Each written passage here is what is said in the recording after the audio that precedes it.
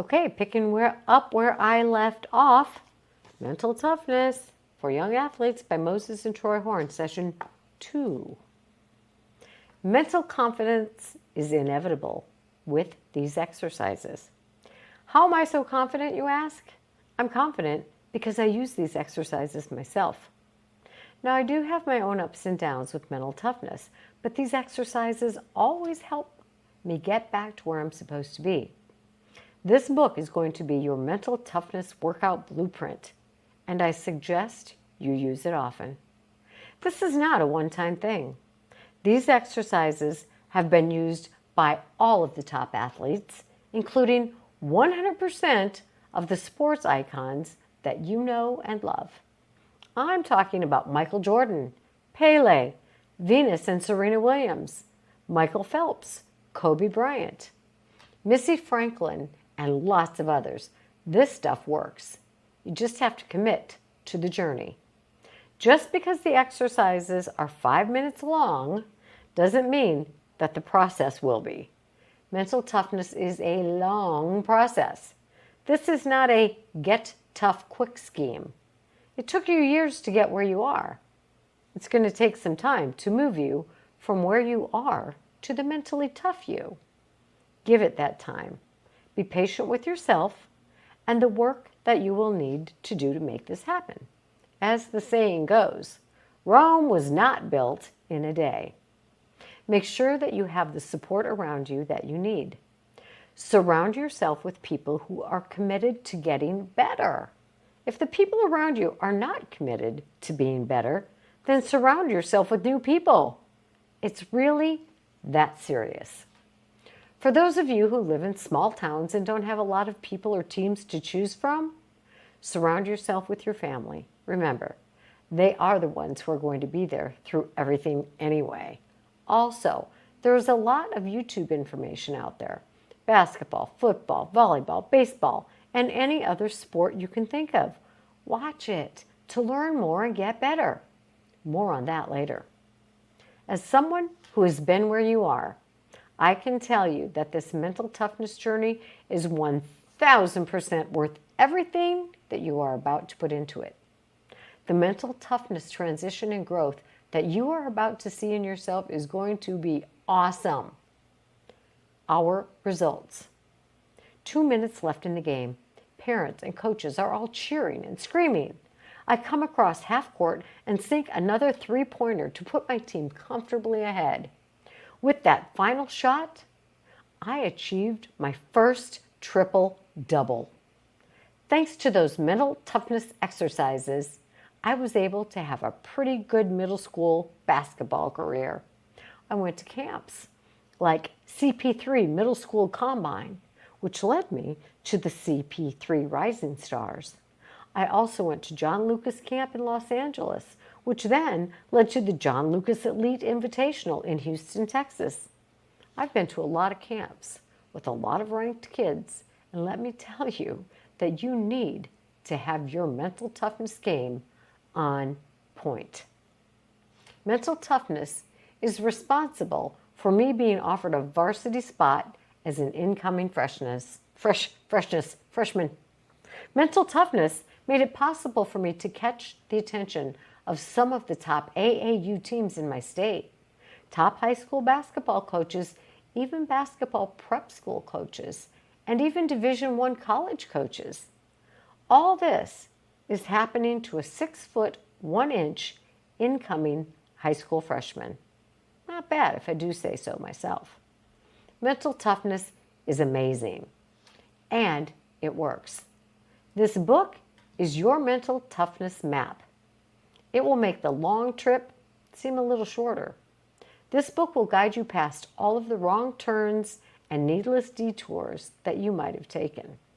Now, before you get all excited, I should warn you about some of the problems and roadblocks that you're going to face along the way. You need to know what's coming, because if you're not ready for the roadblocks that are going to try to trip you up, you could find yourself back where you started. Unfortunately, I speak from experience. You don't want those unavoidable setbacks right now. So, I'm going to tell you what to look out for. The 3 major mental toughness roadblocks. Here are the top 3 mental toughness roadblocks that almost every athlete struggled with when they were working on their mental toughness. Roadblock number 1, your current beliefs. Good or bad, you are performing at the level you are because in some part of you, you believe that's how good you are. Right now, you see yourself exactly like you are showing up. If you want to be mentally tough, you have to see yourself as mentally tough. I'm going to give you the mental exercises that the pros have used to help themselves do just that. Roadblock number 2, peers. If 9 of your friends are broke, you will be number 10. Steve Harvey said that. Like it or not, you become part of what you are around. If the people that you allow yourself to be surrounded by are not mentally tough or are not working on it, then you will not be mentally tough. A successful road to mental toughness cannot include friends who are not on the same page. Roadblock number 3, other authority figures. Take responsibility for this one too, because you have been showing up a certain way. Your teachers or coaches now perceive you in a certain way. It's going to be hard to change their minds. Also, if the adults around you are filled with the "you can't do this" and "that's unrealistic" mentality, be respectfully disconnected. Your future is on the line. You have your true ride or dies with you. What else do you need? Keep your head up and keep working. They'll catch up. It wasn't all sunshine and rainbows, our struggle. There were a lot of setbacks. I lost full seasons because I didn't understand some of the things I'm going to share with you. I have experienced the mental challenges that takes place when someone tells you that you are a practice player. I have endured the game after game long car rides where you just can't find happiness in the only sport you love. I've even wondered if this elite sports thing is for me or if it's time to quit. Everybody wonders that. Muhammad Ali wondered it when he fought Joe Frazier the 3rd time. Floyd Mayweather has said he's had moments of doubt where he asked himself if boxing was really for him. A lot of elite athletes ask themselves these questions when they get challenged. You're not the only one who wonders, but you are the only one who can answer that question for you. For me, basketball is it. I'm in this for life. I can't know that for you. You have to decide that for yourself. However, if you do decide that you are getting into your sport for life, then you better go all in. There are too few slots available and too many young athletes to do anything else. Having a mental toughness regime has changed all of that for me. I was really lucky. I got to talk directly with mental toughness giants like Chauncey Billups, Earl Boykins, Jason Richardson, and Kobe Bryant. You can listen to those interviews on my free podcast called Hoop Chalk if you would like. Hearing it straight from them is a gift that I don't take for granted.